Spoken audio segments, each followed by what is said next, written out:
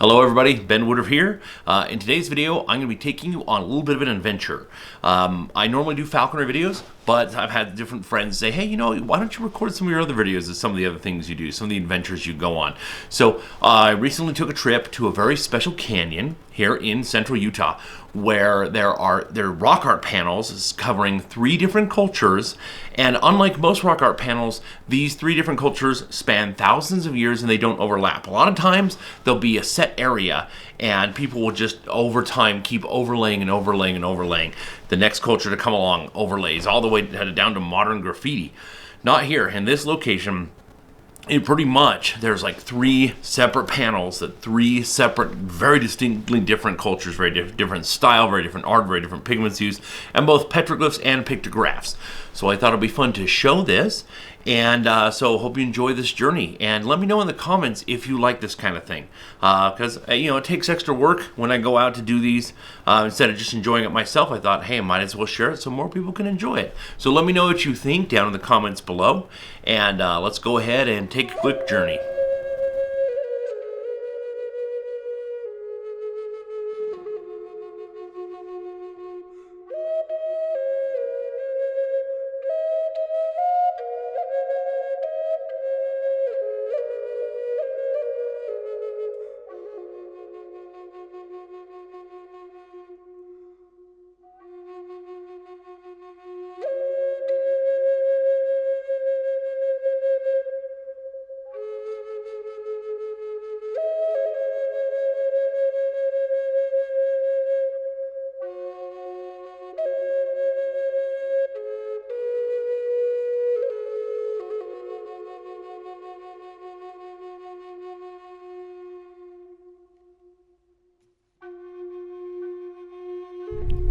Hello, Ben Woodruff here. I'm here at a site that I like to affectionately call Rancor Canyon. That's not its real name, but that's what we like to call it around here. This is a beautiful spot in northern Utah.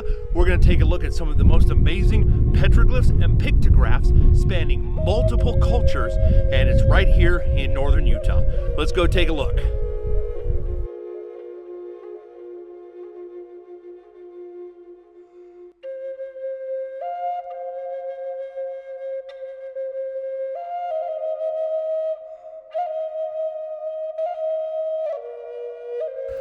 This canyon where we're at right now, this is an amazing site because it has petroglyphs and pictographs from 3 different cultures assigned to 3 different, peoples. And the site directly behind me is the newest people. These are from historic times. It's normally attributed to the Ute people. And the people here who did these, there's horses, which is a post-Columbian thing that we look for, that we see. If there's horses present, you typically can kind of date the time period. So these are pictographs, which are painted.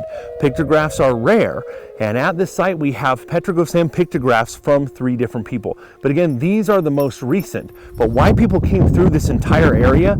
This area, first of all, it's a thoroughfare. It's a way to get from the high Uinta Mountains down southward into the Colorado Plateau and all the way down to the Grand Canyon, all the way down to the the Colorado River. So this is a thoroughfare. It's an easy way to go. It's a natural place for both animals and people. And one of the reasons why animals came through here is it's lush. There's not a year-round river here. There's a creek when it rains or snows that it melt and the runoff comes through, but the water stays here. Now this plant I'm holding here, this is Quercus agrifolia. This is a plant that likes a lot of water, and this is actually in the lush areas of California, but we have it growing here in this canyon specifically. Even though it can handle the deserts, it needs a lot of water to retain and stay alive. So the sagebrush also around here, sagebrush is normally just a few inches tall to maybe a foot tall, but the sagebrush here is the size of small scrub oak trees. You can walk through and get lost in a forest of sagebrush. And again, that's because this water, the silt and the sediment that comes down from above, traps down below, and the roots from plants like this, then they help keep it in place so it doesn't wash out when you have that runoff. And what you end up having is a very lush environment for animals from as small as antelope, ground squirrels, and jackrabbits, cottontail rabbits, all the way up to full-size mule deer and elk will come through these canyons. And again, they have cover and they have food, but that also brings people, because if you are a hunter and you need to be able to eat food, you go to where the food is. And the food is going to be in these river bottoms. So you have 2 main reasons why people came through this area.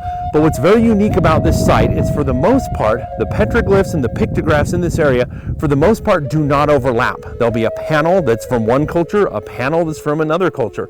It's very unusual, and we don't normally see that. Normally, everybody overlaps over the eons. People just build up, and leave their mark, including modern graffiti, which is kind of sad, because I think we should, be very respectful of these types of rock art and leave them alone. But normally, ancient peoples didn't leave them alone.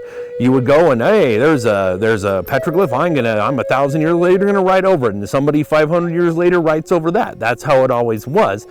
And technically, today, that's what graffiti still is. But again, we should preserve our past and leave it. And we should take pictures and do videos and not actually harm these. But again, this site is so unique. So we're starting off with these that, again, these are attributed to the Ute tribe, but we're also going to look at people that are normally associated with the Fremont people. And also we're going to look at an amazing panel that's kind of the archaic period all the way back to the Ice Age. We're going to look at those beautiful pictographs as well. This panel that we're at right now is a panel of a people that in archaeology we refer to as the Fremont people. Now, we don't know exactly who the Fremont people were, but we know that at this site, these people came earlier than those pictographs they're fairly recent, historical times when you had horses and everything, and these panels that we're going to see in just a second that may date back all the way to the Ice Age. These people were in between. These were hunter-gatherers. These were people that at the archaeological sites we find that they did hunt, but they also grew corn or maize. And again, that corn was traded upward all the way from Mexico, from a plant that was domesticated called teosinte. So, by 1200 years ago, then there was teosinte and there was maize and corn that making away and being grown in this area. But this is not an archaeological site where people lived. This is where people came through. And the people that we call the Fremont people made these panels.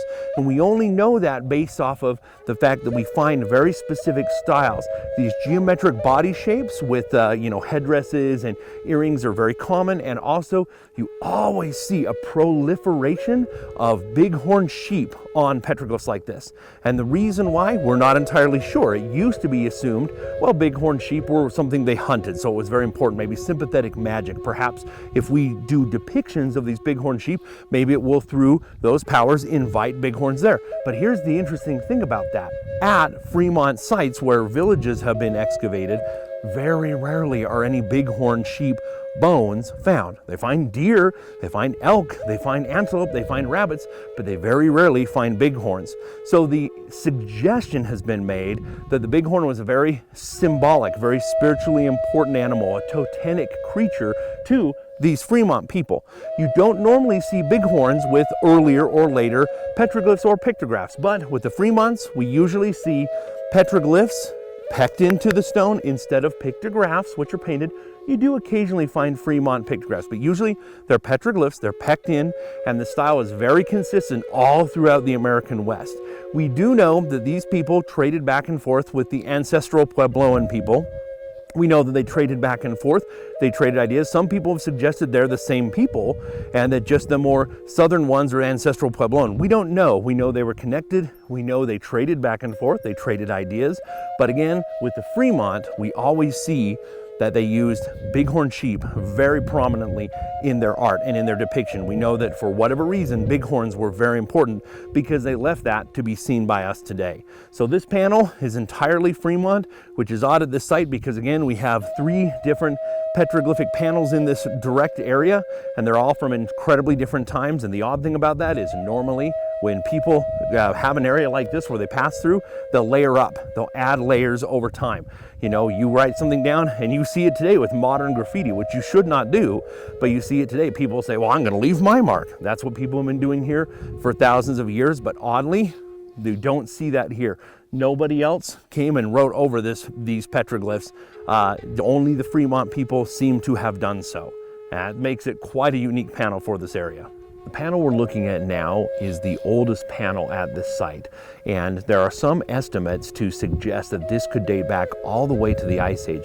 Now, this corridor that we're going through juts up against the Uinta Mountains, and we know for a fact from artifacts that have gone back and forth since ancient times that there were stone that was used in Wyoming We call it banded tiger chert. And this banded tiger chert was very valuable, it was very useful for hunting, and it was used since the Ice Age. But as different tribes became more elaborate in their trade routes, that was traded from Wyoming through the Uinta Mountains north of us here and on southward down all the way down to Mexico. We found banded tiger chert that has been properly chemically assessed to be from Wyoming, that made it all the way to offering pits that the Aztec Empire had in central Mexico. So this area that we are in, this was a corridor, a trade corridor that connected eventually all the way from Wyoming all the way down to Mexico. And from ancient times onward, people always left their mark here. Now these panels, these pictographs that we see up here, they're a style that's very unique and very old. A lot of times when we try to understand some of this rock art, there's patterns that we see. There's certain tribes and certain cultures would have certain images that we would see very often. For example, the people we call the Fremont people very frequently had bighorn sheep. We always see that at Fremont sites. And there are Fremont petroglyphs just, of course, around the corner here. But these are much older. They're painted, and likely how they were painted on was with hide glue. So red ochre was taken and it was mixed with hide glue, which is granulized and boiled rawhide, and it makes a glue and a paint at the same time that, as you can see, will last through the eons. So this is a beautiful site, very unique and very odd. This is one of my favorite pictograph sites in the Intermountain West and in the southwest of the United States because they're so unique. They almost look alien, some of them, and I absolutely love this site. There's no place quite like this in America. When we're looking at any of these ancient rock art sites, one of the very important things is we remember to show a lot of respect. Now, sadly, a lot of people do leave their mark, which is not good. So the nice thing is that this site, there's actually a hidden camera, and the camera itself is set up kind of like a game cam with also cameras pointing at the parking lot. It's covered up and it's beautifully painted to look like a rock. So if you come in here and deface these rocks, then you're on camera and they're going to track you down and track your license plate down and get you. It's sad that we have to go these kind of measures. Again, anciently, when it comes to rock art, people would leave their mark, and people would come 50 years later, 100 years later, 1,000 years later and leave their mark over it, and people have been doing that for eons. But we're in a digital age, we're in an era where we want to preserve our past and preserve this history. It's really important that we don't actually touch or damage or deface any of these rock art panels in any way, no matter where they are. I'm glad that this place does have hidden cameras, because that has helped kind of curtail some of the problems that we have. But again, it should just be human nature. Leave them alone, just enjoy them, look at them, and don't disturb them.